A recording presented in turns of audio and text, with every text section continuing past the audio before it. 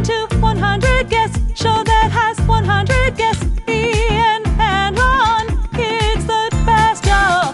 So come listen to 100 guests. Book your mama. Welcome to 100 Guests. The only show where there are 100 guests. Hey guys, welcome to 100 Guests. Appreciate you tuning in. Today we will be having our first guest, Ronnie. Ronnie De Silva is a strapping 24-year-old man from and a dear friend of mine. And here we have our second guest. Hailing from South Carolina, New Jersey, former NBA All-Star and current day has-been, Ian Bacalars. Thank you. All right, now let's get right into it. Do you have any advice for upcoming basketball rising stars? Or are you trying to pull up the ladder just like all of your contemporaries? I'm trying to pull up the ladder. Okay.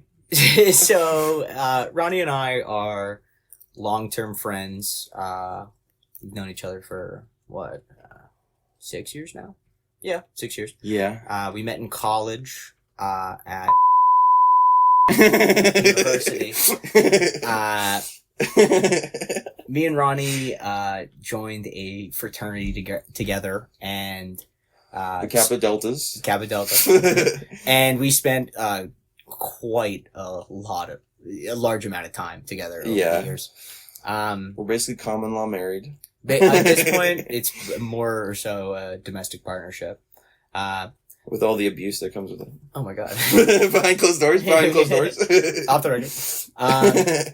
Ronnie and I have known each other for quite some time. We met during the pledging process, of which we spent quite a lot amount of time together, starting there. And where I introduced Ian to the wonders of Bloodborne. Yeah, we had a lot of fun up on the 7th floor. You were on the 6th floor, right? Yeah, I don't fucking know. Something like that. A large tower where all the freshmen lived. Yeah, in the fucking anti-riot riot-proof dorms. A dorm room that was built in the 1960s amongst the Vietnam riots. And all of the buildings on campus were built to be riot-proof. Yeah, they're all squiggly. Squiggly lines, short hallways, Yeah. Easy to get lost in it if you don't know your way around.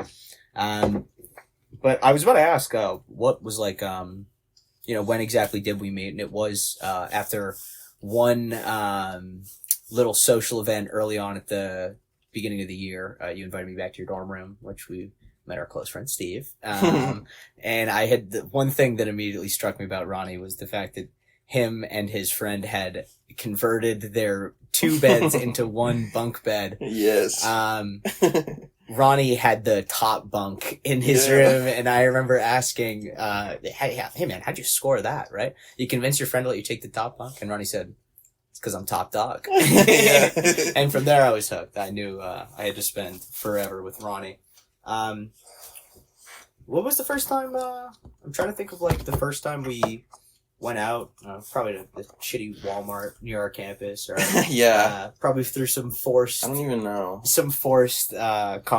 time, due to our status joining a fraternity. Yeah. I just remember walking back from one of those event things where we were talking about Eldritch Horror. Me and Ronnie had a lot of fun throughout the pledge process. I remember specifically a time in week 2 that Ronnie said he would beat my ass, and lo and behold, the opportunity for us to tussle arose later on in our tenure at Expletive Wait, College. that's why you said that? That's why you said this is a long time coming? Yeah. I had no idea what you meant. I thought you were just goofing. I held an insane grudge with white knuckles. That's so funny. All right, that's enough about us. Tell me about me, Ronnie. Tell me about you, what's audience. What's your favorite me story? And I'll tell my favorite you story. Damn. Turbo on the spot, right? Yeah. I have a couple good Ronnie stories. Okay. Yeah, you can go first. Aside, I already ripped off my top dog story. Yeah. One of my favorite Ronnie stories happened our sophomore year of college. I had recently moved into an off-campus housing, which I was super, super happy about. And I remember one day leaving for my bartending job at a local children's resort. Yeah. Ronnie and another one of our dear friends, Joe, were sitting on the couch playing video games, and they were like, "Oh, come on, sit down, sit down." I was like, "Oh, I'll be back later. Maybe we'll hang out then." And I came back from my 7-hour bar shift to find them in the same place on the couch, to which I did sit down and Yeah. spend the rest of the night with them. Yeah, me and Ronnie have known each other for forever. Yeah. Like maybe in another life. All right, my Ian story is also sophomore year, but second semester, when literally right before spring break, we decided to have a little sleepover in the aforementioned off-campus housing, and basically we spent the day playing our favorite game at the time, Divinity: Original Sin 2, the greatest tactical The role-playing ultimate turbo game. edition. The greatest tactical role-playing game that's ever been created, actually. And little did we know, there was a virus appearing around the world at a rapid rate that would disallow us from coming back to school when spring break ended. And so it was really funny because we literally like spent the last day of like in-person college that semester together playing that game. Last day of in-person college for a while. I remember that. We set up 2 monitors in my room. We camped out. You slept on my beanbag. Yes. In my Snapchat memories, my last saved photo before clearly the world changed Yeah. is of you on my beanbag with your beanie pulled over your eyes. Oh my god, yeah. Pretending like you couldn't get it off. I remember that. Funny enough, that's not even the only time me and Ronnie have hunkered down avoiding an illness. Yeah. Our senior year, Jesus the last Christ, day dude. before winter break, we lived in a house of 9 dudes, Yeah. stacked up like cordwood, and COVID, yet again, was ripping through our house and the whole Yeah. campus in all honesty. But the last day, me, Ronnie, and one of our other roommates were the last people in the house to catch COVID, or spoilers. We were the last people in the house who hadn't caught COVID yet. Yeah, from a Um, big party that happened like the day like before everyone left for Christmas break.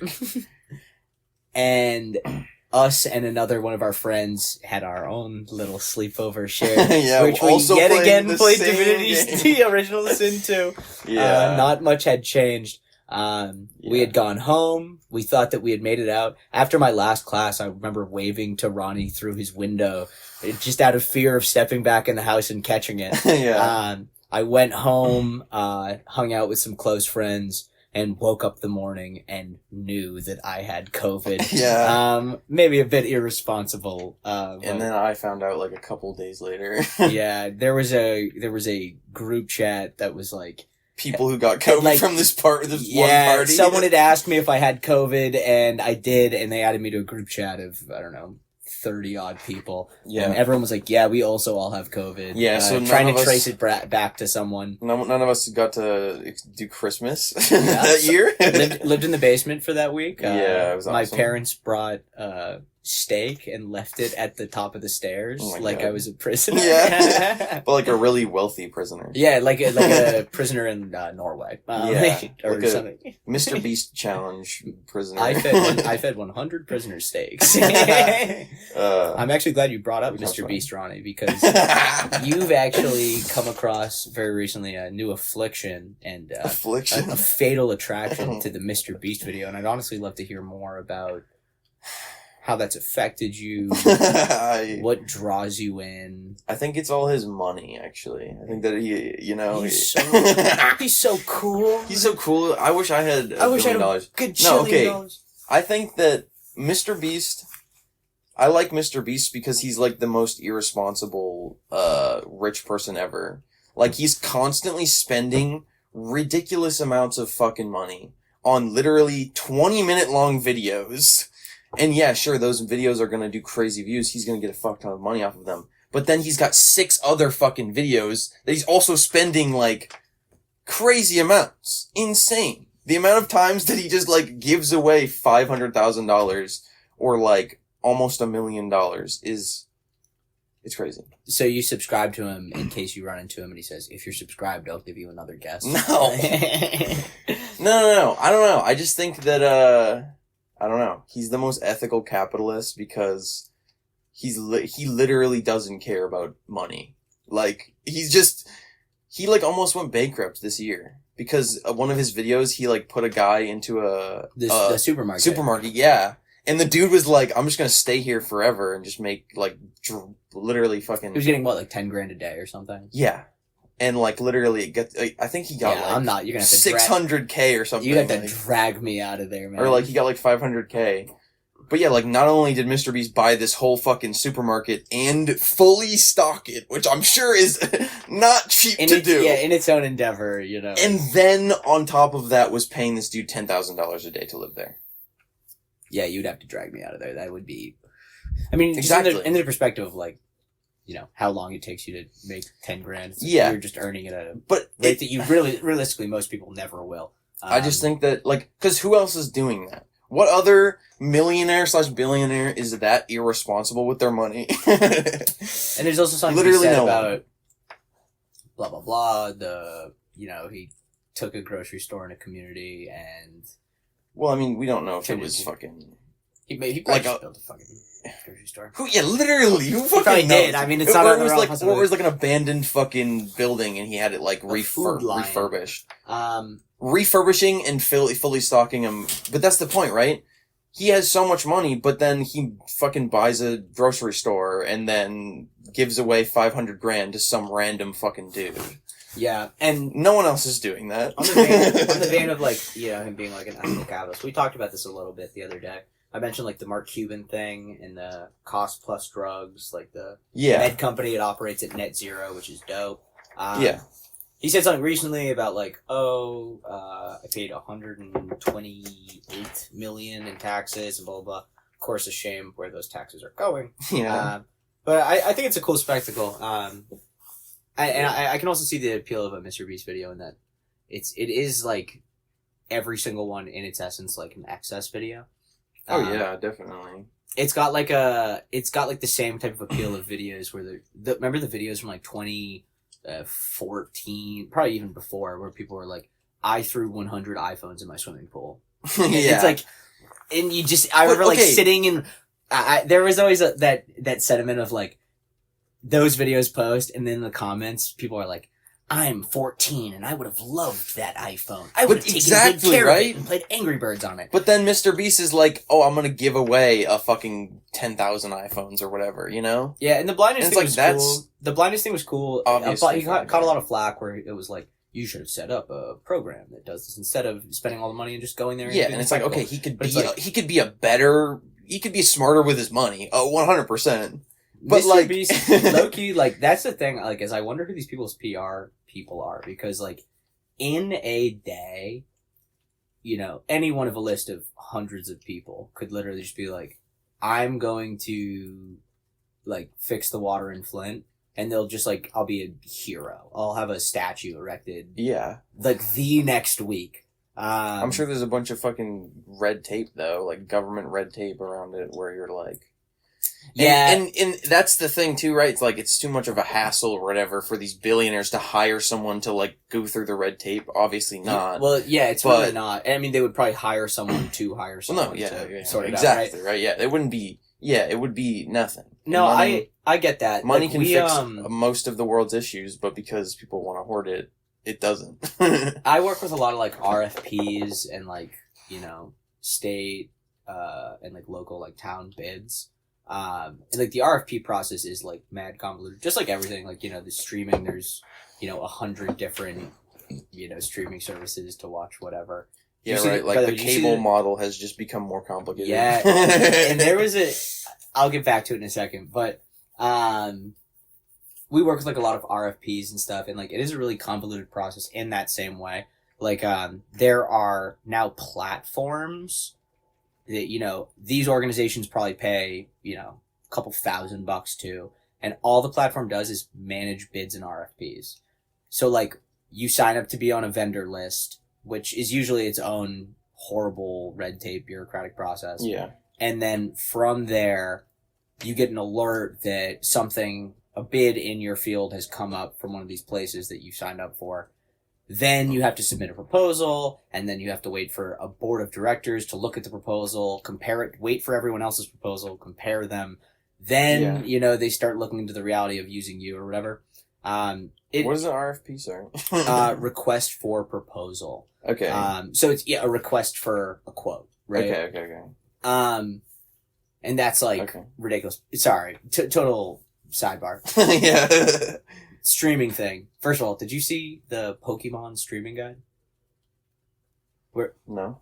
If you go on the Pokemon website, it'll be go on this streaming service for episodes if 1 you through want 50. to watch these, this is the way to watch it. Yeah. And then to watch this OVA, you have to go onto Crunchyroll and then... Dude, it looks bad, and then you scroll down and you're like, oh, it's so bad. It's seasons 1 and 4 are on this. Seasons so 2 and 8 are on this. It's just been chopped up. Just chopped up 1,000 times. Dude, the Pokemon company is the most greedy video game company that I've ever fucking seen. It's honestly really kind of mind blowing, and they're I so feel like they were so they're ahead Disney of their in that time. way. They were very ahead of their time in how fucking greedy and scummy they have been.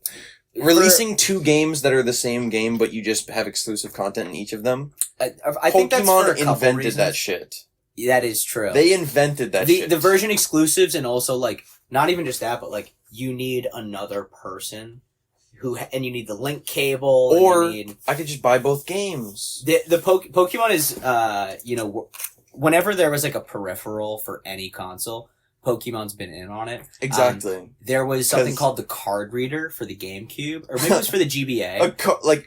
Credit card reader? No, I think it was. gonna say. I think it was for the GBA, but it was when you bought a game, or you could buy packs of them at stores. You would get these cards that basically had a QR code on them, or a barcode, right? Yeah. And it was a thing that would go insert into a slot. I'm pretty sure it was. Okay, it was for the GBA, and you would scan it, and it would give you shit. And Pokemon was on that. Spectrobes also. Had Spectrobes, exactly. Similar. I was thinking of Spectrobes. Spectrobes was funny. I had Spectrobes, and that was always fun. The issue was it was you'd open up your pack or whatever.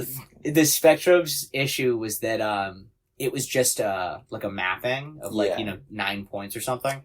And I remember sitting at my family computer and it being hit here, here, here, here, here, here. And I would do it, and if you're close enough, it goes through. Yeah, that's so funny. I'm sure you could just randomly tap, and you'd probably find that was also around the same them. time I was fucking around with an action replay too. Damn. Which, oh dude, that was my first soiree. I don't know, forte.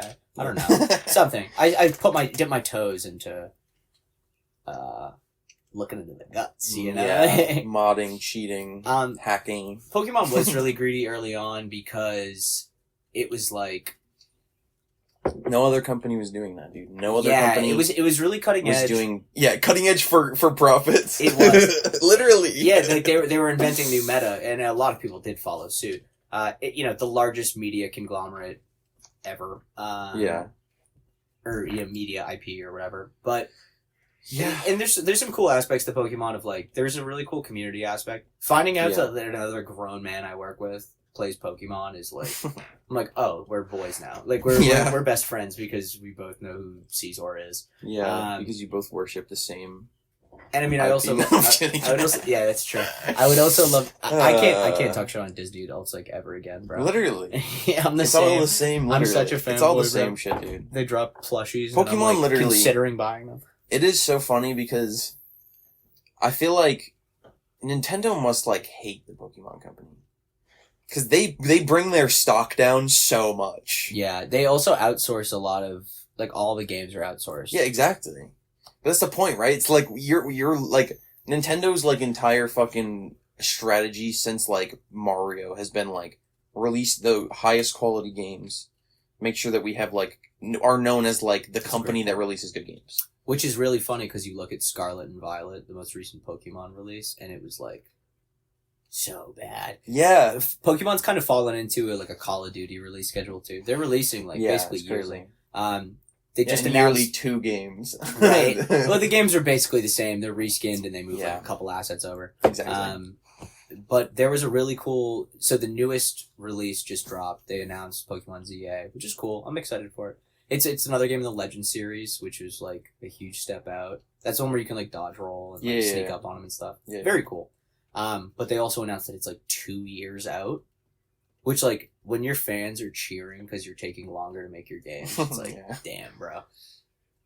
There's a cool community aspect to it though. Like remember 2016, like Pokemon Go. Yeah. Pokemon, and still you see people playing Pokemon Go, and you're like, yo, you want to see all my shinies, bro? Yeah, I love the community aspect of like small development teams spending like hundreds and hundreds of hours on like these really cool fan games, and then them getting shut down like day one. Like, Yeah, that's a great community aspect. Honestly, one thing that's been pretty crazy is like the Pokemon like fan game shit has kind of come back. There was a big hammer on it in like 2020, 2019. Yeah, it was like Pokemon Uranium. Yeah, Uranium was the big one. Yeah, exactly. I remember like hearing about Uranium. I don't. Nintendo is pretty crazy with like taking advantage of like all the emulators just got shut down. But damn, really? Yeah, the ones like, you just downloaded? No, not those. Like Citra and oh yeah, of course. like the GameCube, Dolphin, and the Switch one. Yeah, whatever. It's Citra's the 3DS, I think. But Dolphin's like GameCube and shit. I think emulation's dope, man. Media preservation is on its own is cool. A big issue with Pokemon is like all the games are like $200 because they don't make them anymore. People still clearly would buy them. Yeah, they just buy them from resellers. Yeah, and they're not gonna remaster because they're too busy fucking working on 10 fucking games and spin-offs. That's true. For like your iPhone, iPad, and iOS. And iOS. I don't know. But yeah, Pokemon is very, if it's not evident yet, the thing that I am been in love with my entire life. Yeah. What do you like, Ronnie? I like a lot of stuff. Like Rick and Morty? Like Scott Pilgrim. What's Scott Pilgrim? I was just looking at my Scott Pilgrim graphic novel collection that I own because I'm a true fan of the Scott Pilgrim I am very jealous universe. Of your comic collection, I can't lie. Yeah. Wow, I never thought I'd hear myself say that. Yeah, I got the first Akira volume, but I know, I'm so jealous of it. There's 2 more, though. I think about the fact that you own that, like, all the time. Like, it's fuck, honestly bro, so I need cool. one so bad. It's so cool. I read it one time. It was really good. I have not read the other 2 volumes, which is most of it. It's very cool, though. Yeah. Thank you. Let me think. I have mad, this is actually kind of dark moment, but my cousin died from an overdose, probably 8 or 9 years ago. Damn. And he was collecting these Mad magazines. Oh. And not only Mad Magazine, Weekly World News. You've definitely seen these memes. I have. This is a real they've been publishing memes since the fucking they've been publishing memes for so long. That's so crazy. Bigfoot is a huge Bigfoot getting married. Have you ever seen shit like Yeah, that? yeah. That's them, dude. That's so insane. Oh my god, this is so funny. These are beautiful. This is like a time capsule. Bat Boy. Dude, look, Samurai Shodown 2's dropping. Yeah. Dude, Bat Boy. You know Bat Boy? I know all about Bat Boy. Exactly, dude. This shit is They were forerunners. It's crazy. Damn. Of just doing memes. 22-pound housefly captured. Oh my god. What? Big bugs, aliens. Oh my god. Alien flasher. Oh my god. Caught him. So funny. Oh, aging space alien applies for social security. They were tapping in. I would have been rolling on the floor reading this. Yeah, dude, literally. Was Bigfoot's love slave? What? Just Elvis alive. Classic. Just fuck It's fake with news. people. This is like an Onion predecessor. And the most fucked part is, mad people would just read this and be like, "Oh my god, Oh, the world world's is ending. Yeah, the world is crazy It's and gone to Elvis shit." is alive." Crazy, dude. That is crazy. Yeah, I love that. Wow, that's beautiful. Thank you for sharing. Dude, that's like an Onion predecessor. Yeah, for real though. I very recently showed a bunch of my friends that Onion had a YouTube channel. Yeah. Hundreds and hundreds of videos that are all gold. Yeah, dude, literally. Open their mouths.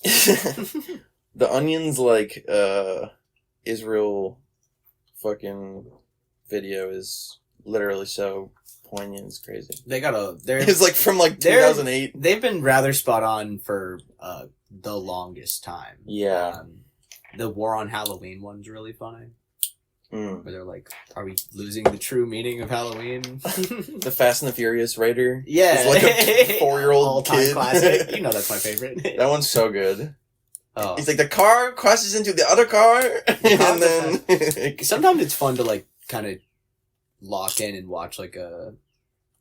You know, maybe not a good movie. I told you recently how I watched the new Roadhouse movie, which I've been talking to anyone I can get my hands on about, with Conor McGregor, who's an absolute freak. But sometimes it's good to see a boat drive through a bar and Conor McGregor scaring people like a little goblin. Yeah. Dude has 3 gold and leather boots. Escapism. Yeah, I mean, I guess that's all it is. Yeah. It's true escapism, though, right? Like, sometimes you want to watch a movie that, like, feels like it's set in reality. And Jake Gyllenhaal's still a badass. Yeah, but sometimes you want to watch a cartoon movie where dudes can solve everything with punching each other, or you know, like the Wild Kratts, or America's actually like good, like Team good. America.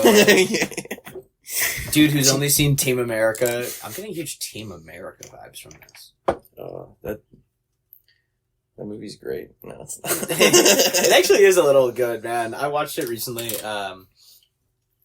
Aside from the horrendous amounts of racism, there is like the poignant point of the movie is just like America shows up, fucks everything up, and then on their drive home they roll the windows down and listen to Icky Thump. You know? Yeah, I mean there's something to be gained from it. Matt Stone and Trey Parker, weird guys. Medium moguls. Yeah. A couple of freaks. Yeah. Yeah. And also, couple of fence sitters, I say. Fencers? Fence sitters. Oh, yeah, they're fence sitters, man. They, yeah. I mean, of course. How That's else like are they their going to whole make bit. more money? Yeah, I mean, yeah, literally that's their whole Yeah, and there's something to be said about, like, the nihilism tied into, like... Yeah. You've seen the thing that's, like, South Park raised, like, a generation of people who just, like, don't believe in anything. Because, I mean, if you believe in anything, you get made fun of for it. Well, we do live in the fucking post-ironic fucking... the post-ironic era, bullshit era of, you know, insincerity. Dude, honestly, that's why, funnily enough, when I watched the Wonka movie, it really, I enjoyed it a lot because, I don't know, it felt very pure-hearted and, like, honest. In About a way what it that, was. like, yeah, exactly, right? Like, it was, like, cringe, but, like, in a good way, where it's, like, and it's messed up that I have to describe it that way, you know? But no, it's good to be cringe. it's man. like, yeah, it was beautiful because it was just, like, wearing its heart on its sleeve, you know? Like, just kind of, like, that kind of thing of, like... In the same way we said that, you know, in the same way we said that, like, you know, we've kind of been raised in a generation where it's, like, lame to care about something. To be cringe is like having and it's cool something to be in the first place, you know? It's cool to be evil. And it's cool. Hating's fun. Do you think I like that hating. I do kind of feel like that is a thing too. Like obviously it's always been that's tied to like nihilism though, you know? It's always been that always cool to comes be from a bad. place of insecurity. But it's always been cool to be bad, but like how bad can I be? I don't know. It's so weird that like so much modern media is based around the idea that like of like humanizing evil people. Well, I mean that makes an interesting villain. It does make an interesting villain, but at the same time, right, does it also subconsciously put into your mind that like maybe some bad people actually can turn around and have some good in their heart, but then in reality, a lot of the worst people in the world are just irredeemable. Yeah, like literally though. I don't know. No, I mean, I get what it's you're saying. True, but, man. I mean, like the tragic backstory to a villain is a really cool thing in that like it provides sympathy, right? Because if it's just like I'm evil. It's I'm gonna blow up this building because I know it's bad and bad is good to me. That kind of just like describes a type of person who really doesn't exist. I think a lot of the people who are genuinely evil in this world, it's because their religion is money. It's because their true god is money. The sanctification of greed and all that stuff, Yeah. Like the tragic backstory is important too. If every single story was just, I'm ontologically good, he's ontologically evil. Okay, what about Avatar, okay? How about this? Avatar villain Ozai. He's a very uncomplicated villain. He is, you're right. He's just evil. He is just like me. But does that make his evil acts feel any less like, like, I don't know. I think that even though the villain is simplistic, right? Mm-hmm. It's like he has a reason for being simplistic. Well, I think it's because I think it's fine to have that because he's compounded by someone like Zuko, right? I mean who's completely led astray, that's true too. And I think Zuko provides something cool in that like people can come to light and realize what they're doing isn't the right thing. Zuko is like primarily influenced by like his trauma and wanting validation from the people around him. I do think that also though, like a huge theme in Avatar is literally like a society that's based around violence, right? A like society that they live in. The Fire Nation literally is like their societal values are all based around power Dynamics and domination. And domination, exactly, right? Yeah. And so when you grow up in that system, yes, some people are going to turn out like Ozai. Some people are just going to be like so blinded by their ambitions of like world conquering that they don't even for a second consider like anything, really. Yeah. And it's like that is a true archetype throughout history of people doing that. Exactly. That is and that's to true. be like this person does not exist and could never exist, I think is short-sighted. Yeah, and that's what I'm saying, like the increase of these types of villains where I mean obviously right, it is like you're simplifying like morality and shit, whatever. But sometimes I don't know. 'Cause when everyone is like a whatever, like a misunderstood villain, then nobody's a hero. Wow, put that on a t-shirt. I don't know where I was going with that. No, you're good. Yeah, like I said, I think that like Zuko like becomes like a great foil to that. Right? Exactly, right? Someone who can still be saved and someone who is too because far he's gone. young. Yeah, because he's young. Once you are at the age of Ozai, once you have lived the life of Ozai, his fucking grandfather killed all the dragons. Yeah. Like, what do you expect that he's gonna turn out like this freak, right? Yeah, and I think there's like that same sentiment. I think there's something to be said about like, coming to well past the half point of your life and realizing that you've been lied to or that you've been led astray. Or that the way you've been living isn't the way you should be living. It's hard to say the exact way you should, but you do. You double down. Exactly. Or you turn around. There's, I think obviously you make a great point in that like the further into life, the harder, like that may be. Yeah. It's because it harder is to shake your mentality. It's true. I think that same sentiment is held by a lot of people, who are in the boomer generation. Right? Yeah, But okay, yeah, and why do they hold that sentiment? Because they're old and they have. That's what I'm saying. Yeah, ingrained values, right? Yeah. Like literally. And like war leads to prosperity is a thing that was widely held by the generation preceding them because it did. My daddy said it, so it must be true. And I want to be just like him. I want to play catch. Yeah, I want to take over all 4 nations. I want a billion bases everywhere. Yes. Ugh. I don't know, dude. I don't know, but I don't know, and we're definitely at time. Like, would you want to humanize someone like Dick Cheney? Yes. Why? No. Why? Because I think his How? name's a little funny. His name sounds like a weird sex thing. What redeeming factors does Dick Cheney have? You make a great point. Like, and I don't know. I think that a person like that should be portrayed as like a fucking cartoonish villain because they really are. We're back to how bad can I be? Bro? Yeah, man. Right. O'Hare air. Guy wants to can air. Yeah, but like literally. No, that's a good point. And yeah, like that's a cartoonish villain, but it's not unrealistic because we live in a cartoon. Yeah, I think people, and honestly, where doing evil gets rewarded and doing good gets you shot. that is true. You know, especially with like increases of like, I'm sure you've seen the thing. I think it might be somewhere in the South. There's a jurisdiction where it is now like illegal to feed the homeless. Oh my God, and there's an of organization, course. I think it's called World Kitchen. Yeah. Who, you know, provide just like meals openly. They set up tables, which is an idea we floated in Fitchburg. Yeah. But we didn't do because we were part of a fraternity and the fucking... Yeah. And it the wasn't philanthropy of a fraternity is like... Pick It's up just cans. a joke. Yeah, it's a fucking it's not joke. real.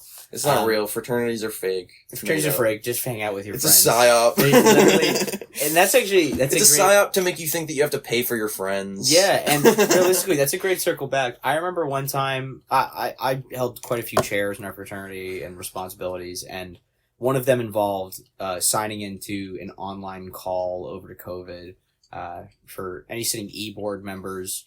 And the call had hundreds of people on it, presidents, vice presidents, recruitment chairs of other, you know, chapters across the country.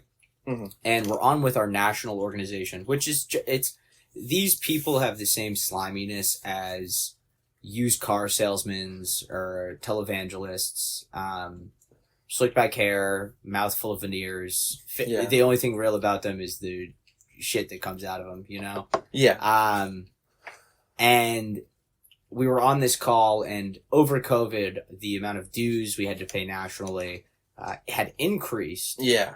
And of course, an individual brought up the fact, unmuted himself in the middle of another person talking to say, why are our dues going up if like we're not on campus? You know, there's nothing like what possibly would you guys need more money for if we're not even interacting within our college environment? Yeah. It was immediately shut down and brushed off. Of course. And it's crazy going back and, you know, seeing these new guys who are kind of filling your shoes and hearing their dues are hundreds more than ours were. Yeah, it's crazy, dude. It's insane. Especially when we spent so much time trying to like get our debt down for people fines. who literally left the fraternity and didn't pay their fucking dues. But at so the then same we got time, saddled with their debt. Yeah, if someone leaves, you're mounted with thousands of dollars to pay on their behalf because saying instead of 21 guys, there's 20 guys. And now, and we well, you owe expected us that more money, even though we're not doing anything to deserve the money. And in reality, they really do not do anything. It's ridiculous. They serve as a naming rights. Yeah, they serve. It's literally brand rights. Literally, they serve as like an overarching, body. They do they provide you with a couple documents that talk about, initiation process and all of the logistics and how things kind of should be run. But at the same time, so is every dude on fucking Instagram selling you a business course. Like, and also, like, what do they send out?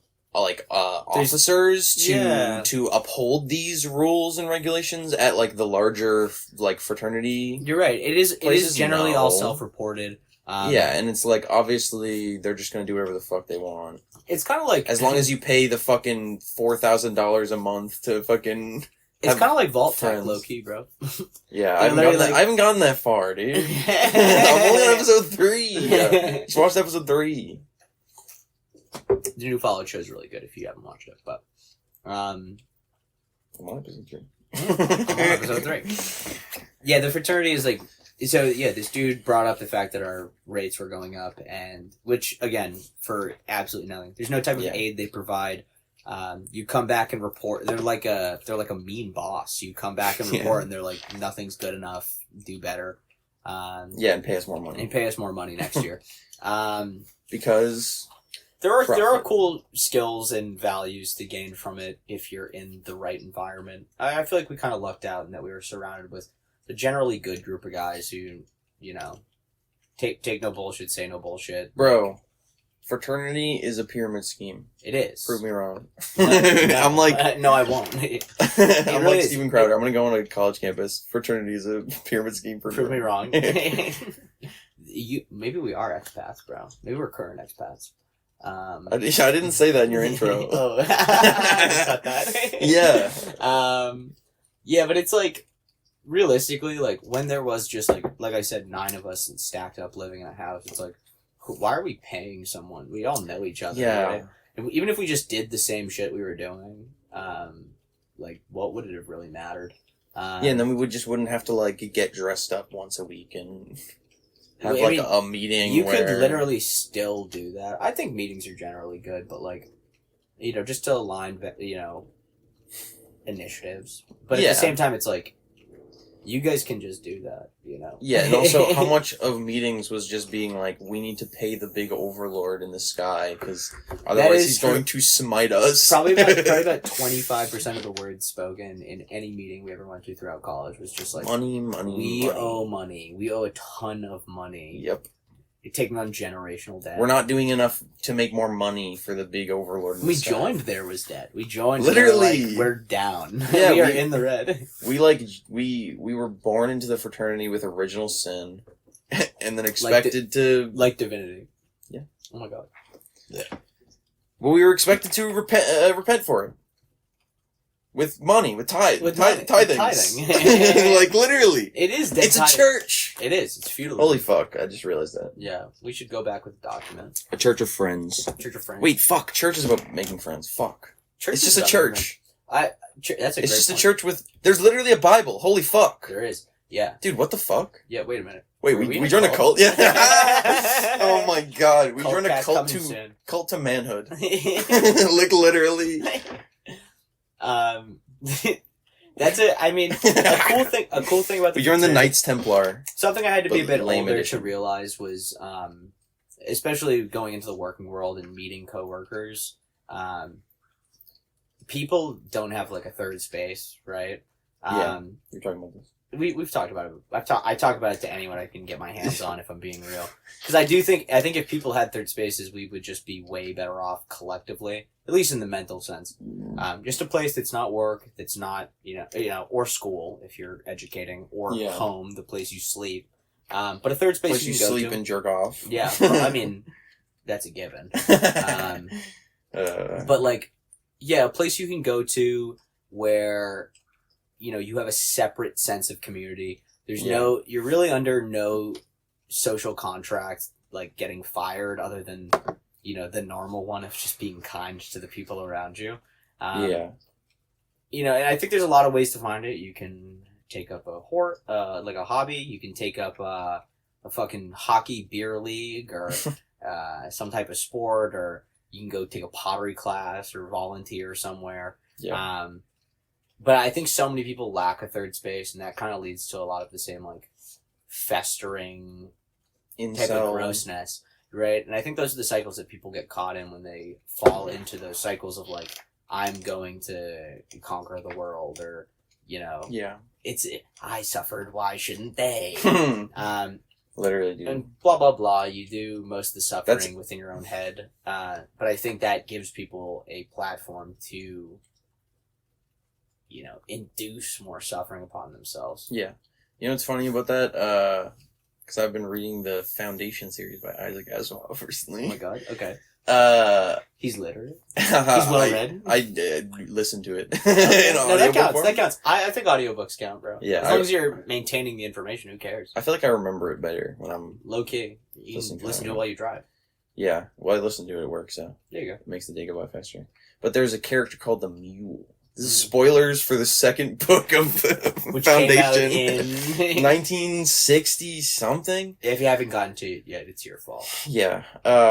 Where there's this character called the Mule, And basically, like, the whole bit of Foundation is, it's like, way the future, there's a galactic empire. Some dude uses math to predict the fall of the galactic empire, makes these two foundations, based around, like, preserving scientific knowledge, essentially, through whatever.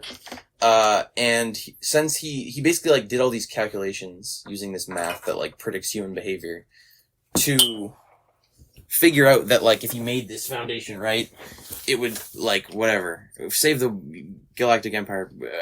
I'm getting too far into it. Basically, book 2, right? It's like we're hundreds of years into this foundation. They're basically sort of like becoming a proto-galactic empire. And then, all of a sudden, a mutant is born. And the problem with that is that with this math that he developed to study human behavior on a mass scale, it doesn't account for individual actions, and especially a mutant, which could not have been foreseen, right? And the mutant is like ugly. He's born ugly as fuck. Everyone like shits on him. But then he discovers that he has an ability to control others' emotions. So he essentially is just like, well, everyone has been mean to me and fucked up to me, but I can make them like me. And so I'll just make the whole universe like me and I'll be their king. And that's literally his whole bit. Something along the lines of, like, it's better to be feared than loved. Yeah, but no, he is loved. It's just not real love, right? He put that love in people's minds. And that's, like, kind of his, like, the whole bit as a character is, like, like, he's like the tormented guy who is like, I'm gonna take over the world. He's a complex villain? Yeah, right? But, it's actually interesting, too. His downfall comes when the main character, who is a woman, instead of looking at him and feeling the emotion of, like, pity or, like laughing at him or whatever, she actually felt love towards him when she saw him. And because it was the first time that anyone had ever felt love for him, naturally, he didn't emotionally control her, and that was, like, eventually his downfall. Yeah. So, like, that was the whole bit, right? Is like literally, I don't know where I'm going with this. I just think it's cool. I don't know. Foundation's a good book. Read Foundations. Just Foundation. Well, the first one's called Foundation, then Foundation and Empire, and then Foundation, then Foundations, like the aliens here. No. There's 20 Foundations in the new one. Yeah, no. It's really good though. It's all about like using logic to solve complex problems. I don't know. It's fun. And usually the solution is nonviolence as well in the book, which I think is swag. That is swag. And or using your enemy against themselves, or Bros reading War by Art of War. Sun Tzu. Yeah, we're definitely at time. Okay. Ronnie, you've been such a great guest. Okay, you've been alright guest. Alright, at well, best. we'll work on that. Yeah, I think you need a... And next up is... Amerigo Vespucci. Wizard Cast. I thought you meant the next guest is the Amerigo Vespucci. Oh, he can be... Original discoverer of America and name rights. Could have called him damn Cheeseburger Vespucci. Oh, that would have been funny as fuck, dude. What if his name was stupid as fuck? It was like Fart von Fartenstein. Von Spielenstein. My Ronnie, though. Yeah, his name was like Wiener Schnitzel. You're Wiener Schnitzel. Okay. Have a good night, the other 98 guests. Lost in my stuff, two broken souls, Ian and Ronnie on this endless road. 100 guests, but parents don't know, misunderstood, like whispers in the snow.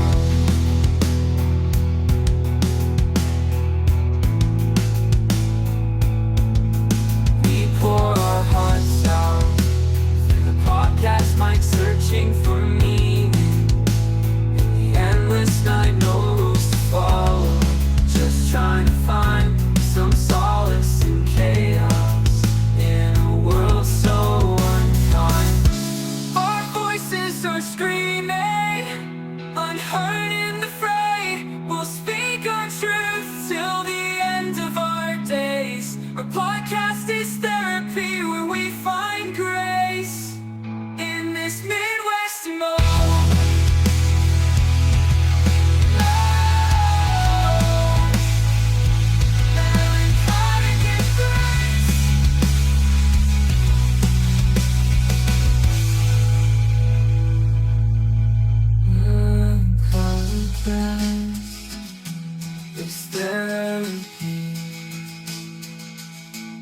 find grace in this Midwest emo, melancholy.